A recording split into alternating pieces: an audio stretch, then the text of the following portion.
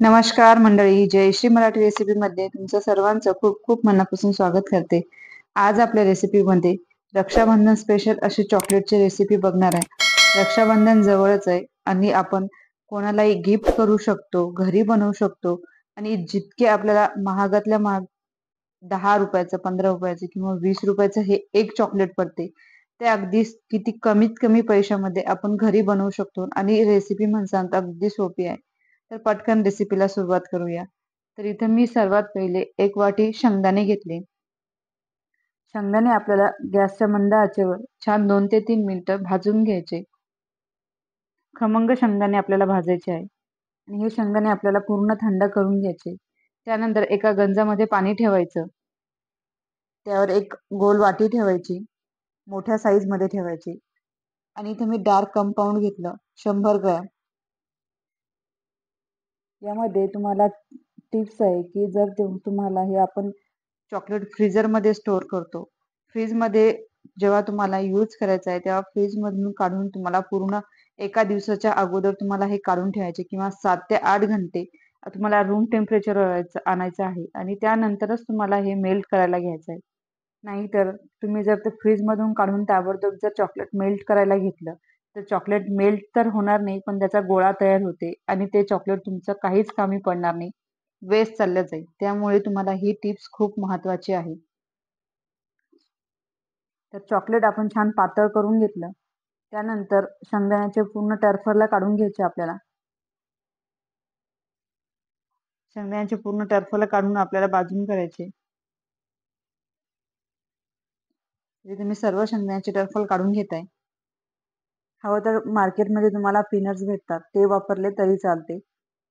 पण मी आज सर्व घरच्या साहित्यात बनवत आहे, त्यामुळे मी घरच्या शेंगदाणे यूज करत आहे. त्यानंतर मिक्सरच्या भांड्याला टाकून आपल्याला थोडंसं जाडसर असं बारीक करून घ्यायचं. जास्त बारीक करायचं नाही आणि जास्त जाडं पण ठेवायचं नाही. हलकं थोडंसं दरदरं ठेवायचं आहे.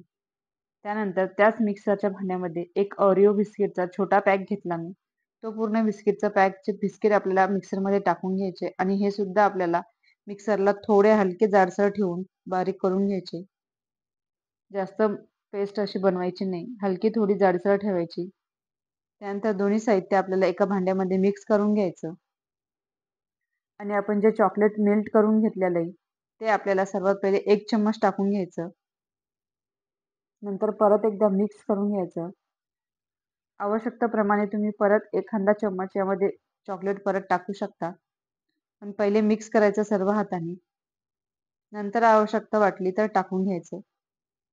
तर इथे मला थोडी आवश्यकता वाटत आहे, त्यामुळे मी 1 चम्मच परत टाकून घेत आहे. आपल्याला या साहित्याचा एक गोळा बनला पाहिजे, असं इतकं आपल्याला हे घट्ट बनवून घ्यायचं. जसं आपण लाडू बांधतो तशा प्रकारे आपलं हे बांधलं गेलं पाहिजे हे सारण. इतपतच आपल्याला छान चॉकलेट टाकून घ्यायचं. तर इथं पूर्ण 2 चम्मच मला चॉकलेट लागलेलं आहे. त्यानंतर हाताच्या साहाय्याने छान छोटासा लाडू बांधून घ्यायचा. बघू शकता अशा पद्धतीने. सर्व लाडू अशाच पद्धतीने बांधून घ्यायचे. हे चॉकलेट तुम्ही जर मार्केटला घ्यायला गेले तर एक चॉकलेट 10 ते 15 रुपयाचं एक चॉकलेट भेटते आणि तुम्ही बघू शकता अगदी खूप कमी पैशामध्ये आपण घरी चॉकलेट बनवलं. बिस्किट ओरिओ बिस्किट हे 5 रुपयाचं भेटते आणि पीनट शेंगदाणे तर आपल्या घरचेच असतात. 1 वाटी शेंगदाणे आपण सहज वापरू शकतो. एक 10 ते 15 रुपयाचे शेंगदाणे आहे. आणि हे कंपाऊंड तुम्ही एक वेळेस आणून ठेवलं की बरेचसे चॉकलेट तुम्ही यामध्ये बनवू शकता. तर इथे आपण मेल्ट केलेल्या चॉकलेटमध्ये हा लाडू टाकून घ्यायचा आणि चॉकलेटने कोटिंग करून घ्यायचा. असं चम्मचच्या सहाय्याने वरतून चॉकलेट टाकून घ्यायचं. पूर्ण साईड मस्त लाडू पूर्ण चॉकलेटमध्ये डीप करायचा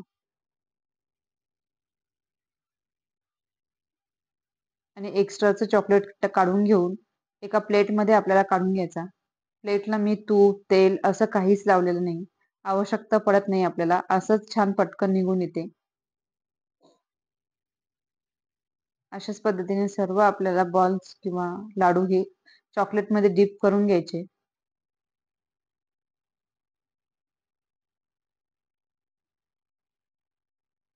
चॉकलेट अगदी मेल्ट करायचं आपल्याला